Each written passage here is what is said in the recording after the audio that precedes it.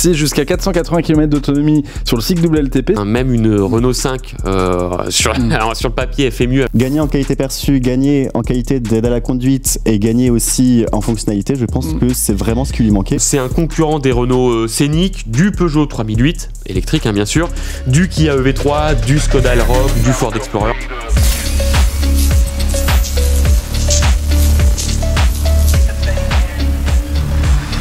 Alors Robin, ça bouge chez MG puisque la marque va lancer en France un nouveau SUV familial, le MG S5EV, mais ce n'est pas tout puisqu'il y a une nouvelle version de la fameuse MG4 abordable qui elle est vendue par palette depuis maintenant 2-3 ans en France, qui est aussi au programme. Alors Robin, tu vas nous dire tout ce que nous réserve MG pour cette année en France.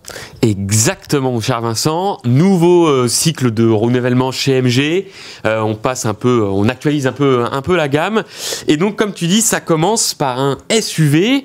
Alors, je vais vous en dire un petit peu plus sur ce SUV-là. Dis-nous, c'est quoi le modèle du coup? Alors, le modèle, c'est le MG5 EV. Voilà, hein, donc MG continue un peu avec ses noms un peu alambiqués. Qu'est-ce que c'est que ce nouveau modèle? Alors, donc, c'est un SUV familial, 100% électrique, et il remplace un modèle qui existait dans la gamme avant, c'était le ZS EV. Mais comme vous le savez peut-être, maintenant, ZS, c'est les modèles hybrides.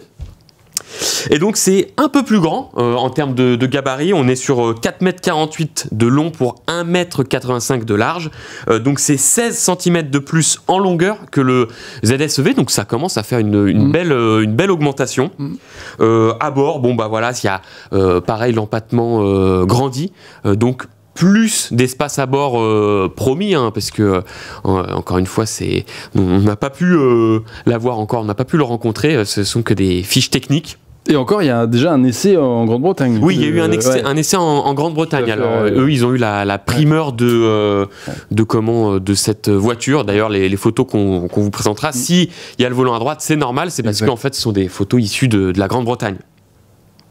Donc voilà, l'intérieur carrément plus moderne, voilà, on peut le voir à l'écran, un écran tactile de 12,8 pouces, un combiné d'instrumentation de 10 pouces pour le conducteur, toujours des boutons physiques, voilà, ça c'est un bon point pour l'ergonomie, pour ceux qui veulent, voilà, en gros. Ok, et tu nous as pas parlé d'autonomie, mais je sais pas si j'ai mal entendu ou pas, mais c'est jusqu'à 480 km d'autonomie sur le cycle WLTP, c'est ça en théorie. Voilà. Est-ce que c'est pas un peu light pour un SUV qui peut être voiture du quotidien? Bah, moi je trouve que à titre personnel c'est quand même un peu light, même pas 500 km, sachant que oui, donc c'est une voiture familiale, donc avec laquelle on pourrait partir en vacances, ou du moins on l'utilise beaucoup. Il y a deux batteries qui sont au programme, deux batteries LFP, 49 kWh et 64 kWh. Et alors la petite batterie, tenez-vous bien, elle est donnée pour 340 km WLTP en théorie.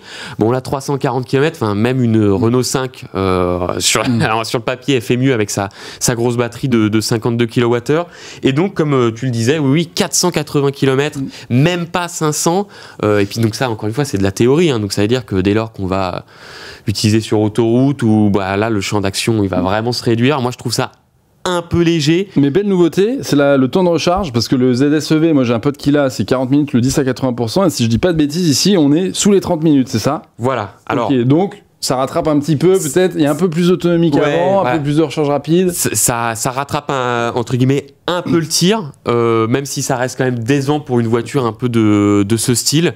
Ok, bon, ouais. Voilà. Et est-ce qu'on peut déjà l'acheter alors, ce MG S5EV? Alors, comme je le disais, donc c'est vendu pour l'instant uniquement au Royaume-Uni, mais il arrive en France dans le courant de cette année. Alors, pour vous donner un petit ordre d'idée, c'est un concurrent des Renault Scénic, du Peugeot 3008, électrique hein, bien sûr, du Kia EV3, du Skoda Elroq, du Ford Explorer, enfin bref, de formats familiaux, quoi, en gros. Ok. Et du coup, tu nous parlais de la MG S5EV. C'est long, c'est très long. MG5, quoi, électrique, voilà, bon. Il y a aussi la nouvelle MG4. Mais tu disais tout à l'heure, ouais, mais attention, MG4, il y en a deux, et il y en a une qu'on n'aura pas en Europe. C'est quoi cette histoire? Ouais, alors, encore une fois, accrochez-vous bien. Donc voilà, là, vous avez sous les yeux la nouvelle MG4, mais ce ne sera pas la nouvelle MG4 qu'on aura chez nous. Ça, c'est la MG4 chinoise. En fait, il y a deux versions, donc cette deuxième, enfin, là c'est même plus un restylage, parce que tout a été remodelé sur cette voiture. On le rappelle que ça fait à peine 2 ans que la MG4 a été lancée, donc quand on a eu la news tombée, enfin vraiment on était assez étonnés parce que ça change vraiment du tout au tout, surtout que comme le MG, le SUV, je vais éviter de trébucher sur le nom, comme le SUV, la MG4 grandit, mais donc nous, cette voiture-là, on ne l'aura pas, on n'aura qu'une version restylée de notre MG4 qu'on connaît chez nous. Donc le design extérieur sera pareil, il n'y aura vraiment aucun changement, seulement les changements à l'intérieur. Donc on aura un habitacle similaire donc au nouveau SUV électrique, donc c'est vraiment très très très léger. En même temps, comme je disais, ça fait que 2 ans que la voiture est sortie.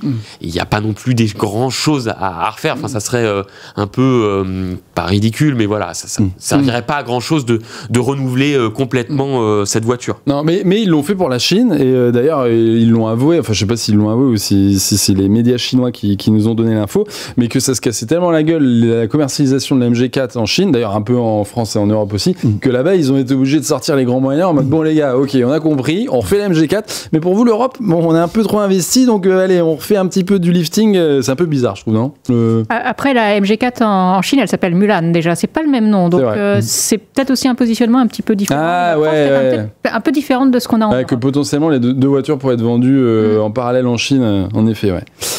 Très bien, et qu'est-ce que tu nous as pas dit ? Tu nous as pas donné la date de sortie, le prix ou les choses comme ça, non, pour cette MG4 européenne ? C'est là tout le problème, c'est qu'en fait, on n'a vraiment aucune info. On sait vraiment qu'il y aura un restylage, mais on ne sait pas quand. Okay. À voir, voilà. Et restylage, alors moi je sais que j'ai un pote aussi qui a la MG ZSEV, un autre qui a la MG4, et je sais qu'il a grave râlé sur l'écran un peu, les ADAS, les trucs comme ça. A priori, c'est ça qui va bien être retravaillé, quoi. Des nouveaux écrans et des nouveaux ADAS. Enfin, aide à la conduite pour. Oui, en gros, c'était vraiment un peu les points cruciaux à retravailler dans la MG4. C'était l'intérieur. Bon, après, il n'y a pas non plus de grandes révolutions, mais c'était des petits détails. Voilà, donc là, vous avez l'intérieur du SUV. Ouais. Là, ici, ça, c'est le SUV. Donc ça ressemblera grosso modo à ça, mais au niveau de la console centrale, la molette, c'est un peu mieux intégré, on dirait pareil, quand même. L'infotainment semble un peu plus évolué, peut-être aussi. J'espère qu'ils ont profité pour faire des traductions un peu moins approximatives aussi, parce que il y avait des menus avec des traductions cheloues, tu vois. Mais bref.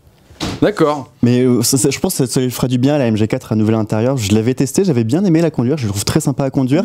Mais c'est vrai que déjà l'écran il est tout petit. L'avoir des boutons physiques aussi, ça va être un grand changement parce que là tout se faisait sur l'écran, donc changer la climatisation, etc. en roulant, c'est pas forcément la meilleure solution.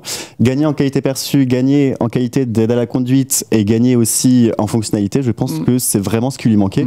Je trouve que le style extérieur reste vraiment encore d'actualité. Ah oui, le style carrément il est ok. D'ailleurs, moi donnez-moi votre avis, moi je me posais la question quand la MG4 chinoise a été dévoilée. Je savais pas si je préférais celle-là ou la MG4 européenne parce qu'elle fait plus arrondie et on dirait une autre voiture en effet. Moi je disais quand elle est sortie cette MG4 chinoise, je me suis dit mais c'est une MG3 rallongée en fait. C'est vrai, c'est vrai qu'elle a plus ça perdait un petit peu de. C'était un peu trop consensuel par rapport à la MG4 qui est vraiment très clivante en termes de design. On aime ou on n'aime pas. Ça manquait un petit peu de quelque chose, quoi. Là, comme on la voit, ça me fait penser, je sais plus comment elle s'appelle, il y a pas une voiture qui s'appelle Panda quelque chose en Chine et qui est mignonne un peu comme ça avec le Geely, avec ça me fait un peu penser à ça. Quoique là, elle est un peu énervée avec les entrées d'air sur les côtés quand même, mais je trouve que c'est réussi quand même. C'est plus générique, quoi. Mais dites-nous dans le chat d'ailleurs ce que vous pensez j'ai alors attendez, je vais le faire apparaître. Est-ce que je peux faire apparaître ce commentaire? Voilà. Non, pas du tout. Je crois qu'il y a eu un gros bug sur la fonction. Je voulais faire apparaître un commentaire, c'est vive les boutons dans les voitures. Mais oui, bien sûr. Débat, boutons ou pas boutons dans les voitures? Quand même pratique les boutons. Ouais, mais pas trop, moi je dirais pas trop, non, faut, parce que t'as l'impression d'avoir un Airbus à piloter, tu sais pas sur quoi appuyer. Non, mais pour la clim et le bouton volume, ça je pense que c'est vraiment utile. Clim, bouton volume, réglage d'aide à la conduite aussi, ça c'est pratique. Un raccourci, Excellente idée de Renault et Dacia. C'est vrai. D'un simple appui sur un bouton, on active juste les aides à la conduite dont on a besoin. Et ça c'est bien.